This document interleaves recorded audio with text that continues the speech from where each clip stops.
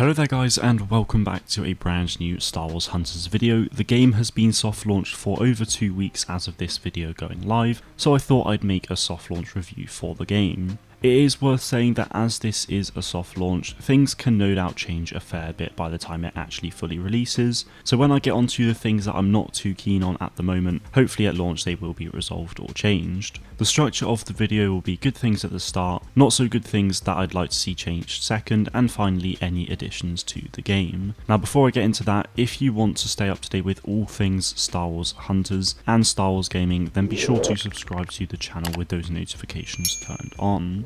The game is focused on these characters called Hunters, hence the name of the game, so I'll start off by talking about them. In short, I really like all of the 8 Hunters thus far. Whilst I've only been able to play online as Reeve, Zayna, Groz and Amara Vex due to the other 4 being locked, I have been able to use them all in the training mode, and I love how unique everyone looks and feels.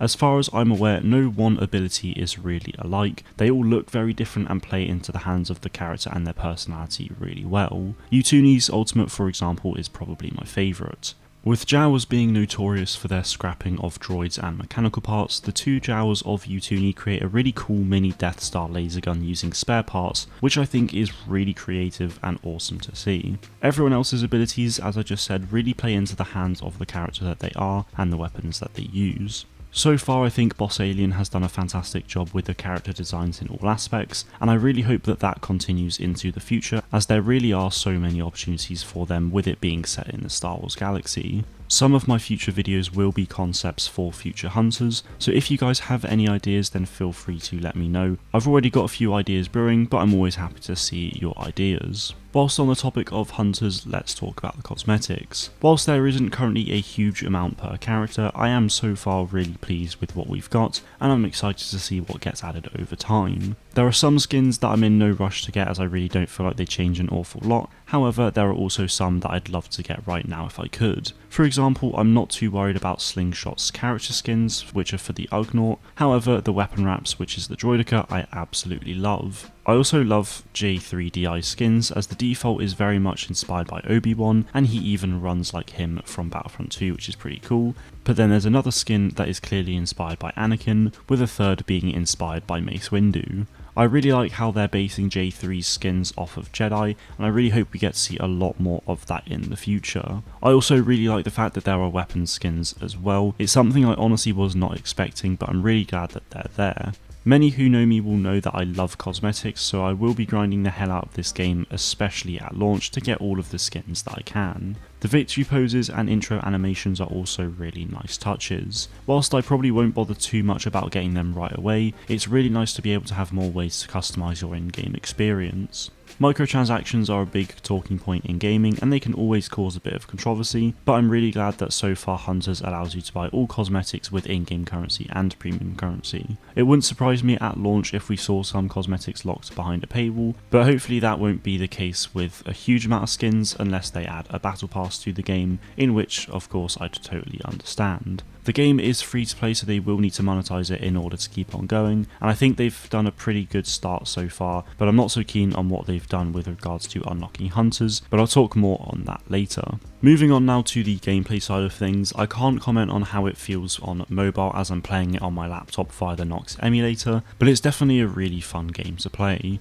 It's super easy to pick up as well, which I just think makes it more accessible to a wider audience. Each character feels really different and unique, which adds a lot of variety to the gameplay, as I referred to a moment ago. As you unlock more Hunters, the gameplay variety will increase as well, which is great. So not only will it be more fun for you to try out different characters, but it will also be really interesting to see how Hunters match up against each other. The game so far has 2 modes, which is Control and Escort. So whilst you understand how to use Groz in Control, you may need to play him a little differently in Escort.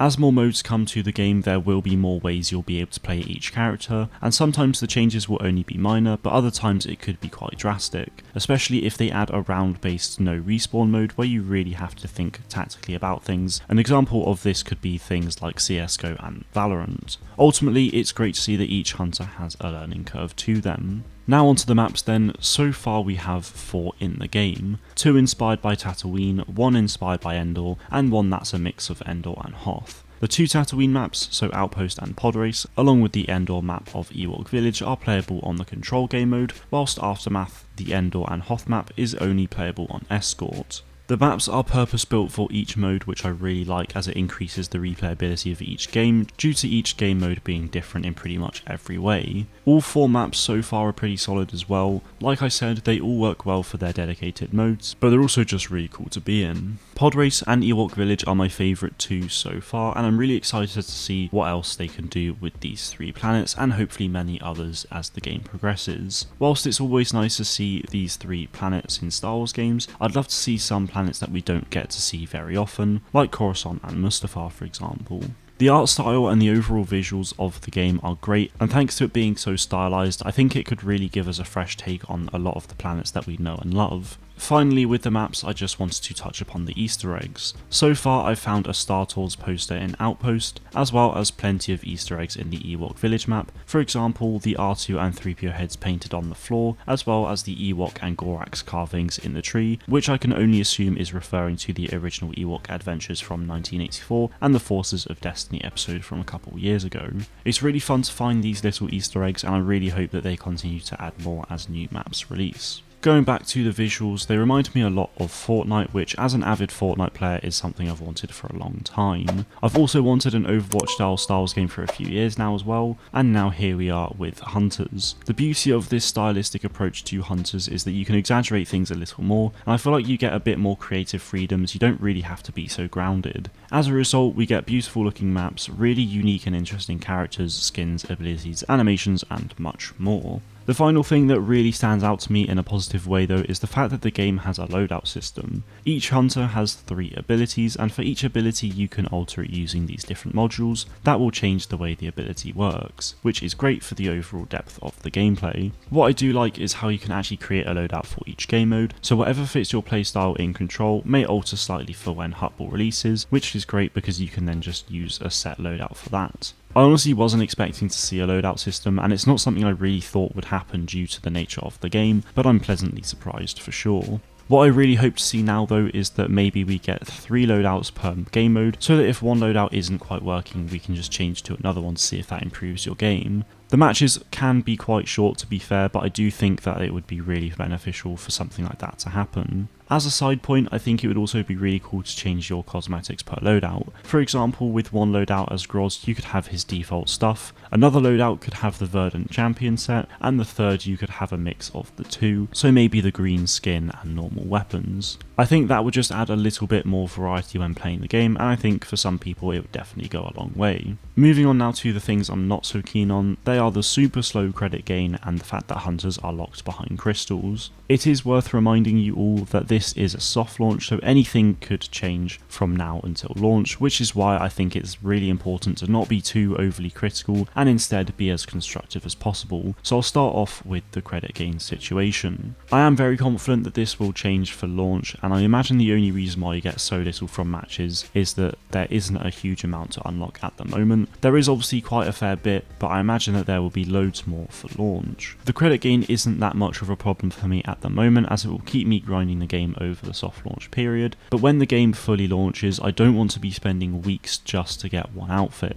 When the game launches, I imagine they'll have the usual system of credit gain where it's based on your overall performance, but if they don't, then I really think it's important they look into something like that. Now for the hunters behind crystals. This is something I'm really not a fan of. Whilst you can earn crystals via completing challenges, by far the easiest way to get the crystals is by spending your money on the game. Now, I have no issues with microtransactions whatsoever as long as they are cosmetic only. The game is free to play, so they will need to make their money back and then some to be able to keep updating it, but they've already got a pretty solid setup with cosmetics. I've calculated that with the 15 crystals you get for completing that one daily challenge, along with the 90 per week you get for completing all 9 weekly challenges, it will take 5 weeks to unlock one hunter, starting from 0 crystals to the required 980, which is absolutely ridiculous. Crystals are a premium currency, so I absolutely do not expect the crystal game to go up, but with it being so slow, it seriously encourages people to spend their money instead, which I don't think is morally right. As you're unlocking hunters behind a paywall, it's very much pay to win territory as well. Whilst you don't necessarily gain an advantage by using a different hunter that you've paid for, it's still part of that pay to win ecosystem, and I personally think it has no place in gaming. Instead, I'd either prefer no hunters to be locked behind anything and just be freely available to use at all times, or if you really want to encourage playtime and grinding, then you could have a few hunters unlockable after reaching a particular player level, a bit like what Battlefield 2042 has done with 2 of their specialists. If they were to take this level route, then they shouldn't be too high to unlock either, but perhaps high enough so that players actually want to stick around and grind for a bit longer.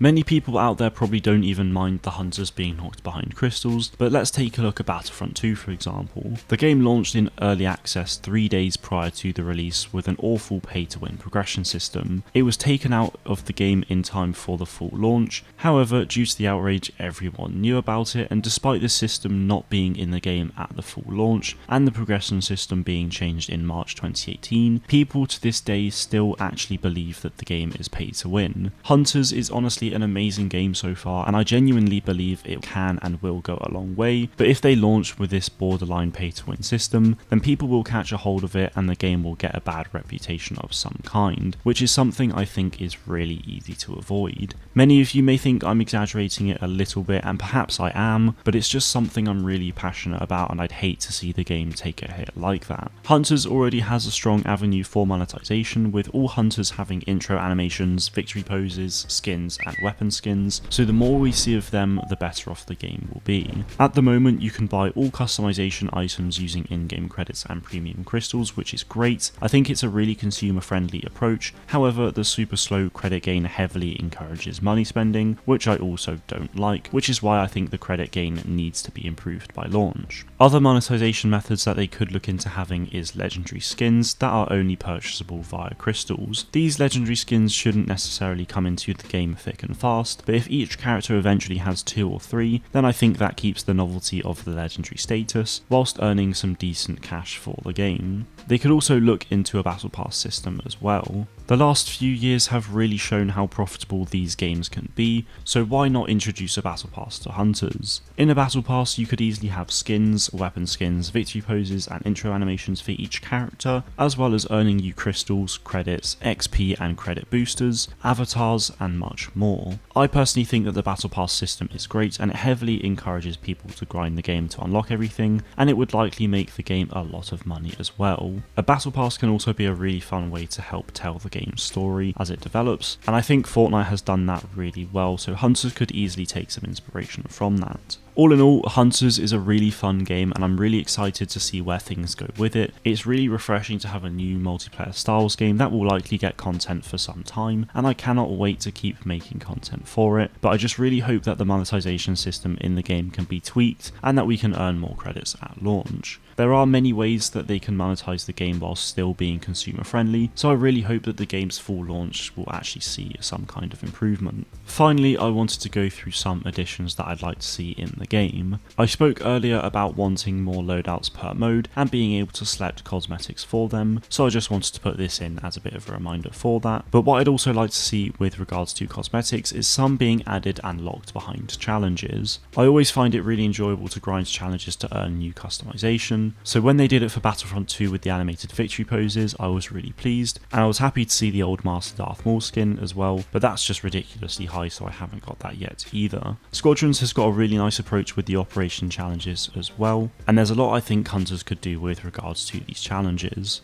Another thing I'd love to see is a stats page. I think it would be really cool if we got to see our general stats for each game mode, as well as some in-depth stats for each hunter. For example, with the game modes we could see our total time and the number of matches played, our win percentage, and perhaps our favourite hunter in that mode. For the hunters then, I'd like to see the total kills and deaths, total time played, total number of abilities used, kills with abilities, total healing, total damage and stuff like that. A lot of people wanted a stats page in Battlefront 2, so I was really pleased when we got a general one for squadrons, but having a detailed one like this in Hunters would be really cool. I'd also love to see a game mode selector at launch as well. I have absolutely no issues with the current situation as there's only one map for escort and 3 for control, so being randomly placed at the moment is fine, but no doubt at launch there will be more maps and more modes. Some people might not like control, for example, so they may want to exclusively play escort, so I think being able to have that freedom to choose will go a long way for some people. You could then of course have a quick match tab as well, which will take you into anything.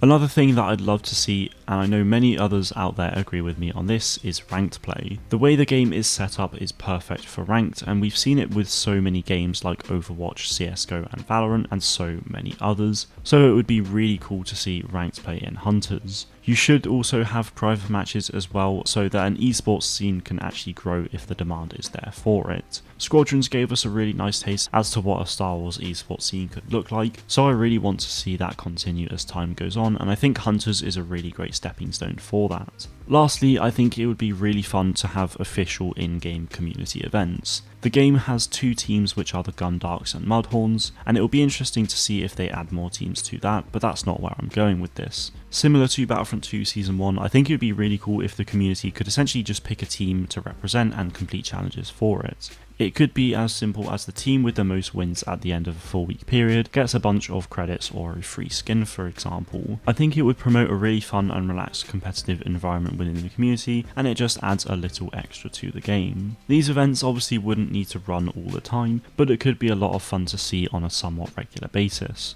The team you choose wouldn't impact the matchmaking though, of course, so if you choose the Gundarks then you could still play as the Mudhorns in game, and there will very likely be some kind of imbalance in the team numbers, but all you need to do is just do some maths to make it more proportional. Like I said earlier, I'm really enjoying Star Wars Hunters so far, and I think it has a ton of potential for additional content. The game has definitely started off really strong, but I do hope that the credits and Hunters purchasing situations can change in time for the full release. For those of you who are playing Hunters at the moment, then let me know what your thoughts on the game are in the comments below, and for those who aren't playing the game, then let me know what you're most excited for about it if you are excited. That is everything I have for you today though, guys. Thank you to anyone who has watched until the end, as I appreciate it's been a super long and detailed video. I hope you've enjoyed though, and have a great rest of your day. Thank you once again for watching, and may the force be with you always.